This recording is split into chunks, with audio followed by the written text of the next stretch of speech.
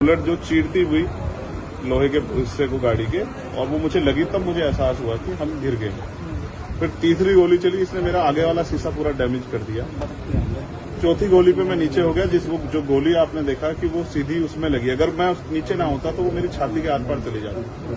फिर वो गाड़ी 10 मीटर आगे जाके रुक जाती है।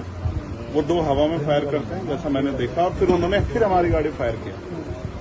वो गाड़ी के वो फायर जो है गाड़ी के नंबर प्लेट पे लगी। मेरा यह मानना है उनको ऐसा लगा होगा कि हमने जो काम करने आए थे वो कर दिया, अब ये मर गया शायद, जैसा पहले कई घटना में हो। फिर वो शायद सरेंडर करने के मूड में, लेकिन जैसे ही मनीष ने गाड़ी को मेरे कहे से यू टर्न लिया, उनको समझ आया कि जिंदा है, तो वो वहां से भागे।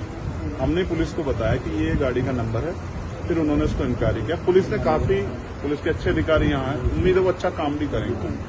लेकिन ये स्पष्ट हुआ कि अपराधियों में कोई डर है नहीं। कितने लोग थे? 3 लोग। 3 लोग थे। 2 लोग असले से हमला कर रहे थे, एक व्यक्ति गाड़ी चला रहा। चंद्रशेखर जी, कोई थ्रेट कॉल आया हो आपको इससे पहले, कोई धमकी? पिछले कई सालों से आ रही है। मैं लगातार पुलिस को इंटीमेट भी करता रहता। मैंने डीजीपी को भी लिखा, गृह मंत्री को भी लिखा, मुख्यमंत्री को भी लिखा, यहाँ के पहले एसएसपी डीएम थे उनको भी लिखा। लेकिन डीएम साहब जो पिछले थे अखिलेश सिंह जी, उन्होंने साफ मना कर दिया कि चीफ मिनिस्टर नहीं चाहते चंद्रशेखर को सुरक्षा दी जाए। मेरे आज भी याद है ये बात, क्योंकि मैंने एलआईयू के अधिकारियों द्वारा पूछा कि भाई मैंने आपको बताया फिर क्यों नहीं हो रहा है। तो उन्होंने कहा भाई ये सरकार का मामला, सरकार चाहे तो दे सकती। तो मैं चाहता हूं मुख्यमंत्री इंतजार कर रहे हैं कब चंद्रशेखर मरे, उनका काम आसान है। लेकिन उनको ये नहीं पता कि गरीबों की, कमजोरों की, शोषितों की बात करने वाला चंद्रशेखर इतनी आसानी से उनकी रास्ते में से नहीं है। अच्छा, अतीक अशरफ जैसा हुआ वैसे ही कुछ होने वाला था, ऐसा आपको लगता है? अब आप इसका आकलन खुद करें कि क्या हुआ और क्या हो सकता है। आपके पास एक और बात, मुझे ऐसा लगता है कल की घटना के बाद, इतने बड़े उसके बाद भी अगर मैं सुरक्षित हूं तो हमारे संतों गुरुओं महापुरुषों का आशीर्वाद, हमारी करोड़ों बहनों माताओं का आशीर्वाद, बुजुर्गों का मेरे पास है।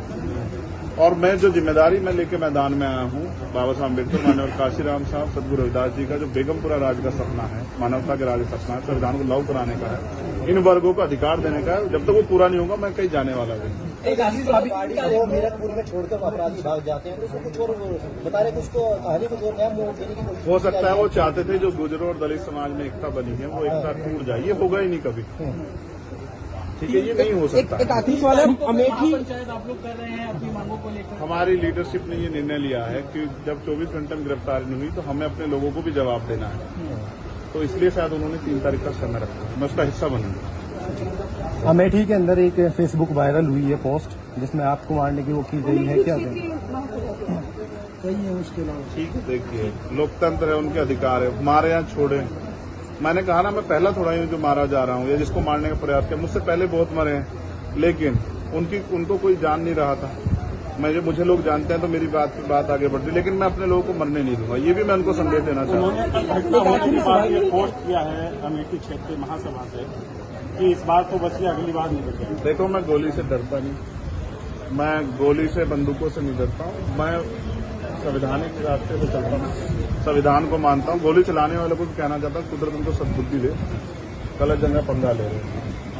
मैं झगड़ा नहीं चाहता, मैं अपने लोगों को भी कह रहा हूँ कल से शांति बना रखो और संविधान के रास्ते चलो। वो हमें डिस्टर्ब करना चाहते हैं कि जो हम राजनीतिक ताकत हमारी बन रही है कमजोर हो जाए, हम दूसरी दिशा चले जाएं। लेकिन ये भी एक अटूट सत्य है कि हम संविधान के जरिए जवाब देना जानते हैं, और किसी को गलतफहमी हो तो वो गलतफहमी सुधारने का समय है। वो क्यों कर रहे थे, वो पाला किस में? मुझे ही तो मारना है ना, वो बता दे मैं चला जाऊंगा मरने, मगर मेरे लोगों के साथ तो खेलना खेलना मैं तैयार हूं। अगर मेरे मरने से हमारा आंदोलन आगे बढ़ता, हमारे लोग खड़े हो, तो मुझे कोई दिक्कत नहीं है। लेकिन उनको ये समझना चाहिए कि ये आज लोकतंत्र है। गोली की भाषा से एक चंद्रशेखर मरेगा तो क्या हो जाएगा, हजारों चंद्रशेखर पैदा हो जाएंगे। ये समाज, बहुजन समाज तो उपजाऊ समाज है, एक मरेगा 1000 पैदा हो, कितने चंद्रशेखर मारोगे? मारो, गोलियों में सत्ता का संरक्षण आपको है, मुख्यमंत्री आपका अपना है, खूब चंद्रशेखर को मारो, हर जिले से चंद्रशेखर पैदा हो। पहली घटना आपके साथ बाबा साहब अम्बेडकर और माननीय काशीराम साहब को सपना पूरा करे बगैर संविधान को लागू करवाए हम लोग जाएंगे नहीं। चंद्रशेखर भाई, पहली घटना आपके साथ मुजफ्फरनगर में हुई, दूसरी अब देवबंद में हुई, क्या आप लगता है कि आसपास का क्षेत्र उससे पहले बुलंदशहर में? अगर पहली घटना पे ठोस कार्रवाई हो जाती तो अपराधियों के हौसले कमजोर होते हैं। लेकिन मैंने कहा ना कि एक रानी का नहीं, प्राइमरी स्कूल के हेडमास्टर का बेटा है, एक गरीब माँ का बेटा है, तो मर जाए क्या फर्क पड़ा, किसी को क्या फर्क पड़ता है? उनका रास्ते घाटा आसान से निकल रहा है। तो इसलिए उनको लगा कोई वो नहीं, लेकिन जनता समझ रही है। मेरे एक एक खून का जवाब मेरे लोग जो है ना मुझे संरक्षण देके देंगे एक आखिरी सवाल और सबक सिखाएंगे भारतीय जनता पार्टी की सरकार को, जिसके अब संरक्षण में गुंडे पड़ रहे हैं। एक आखिरी सवाल है, क्या ये पॉलिटिकल अटैक था आपको लगता है?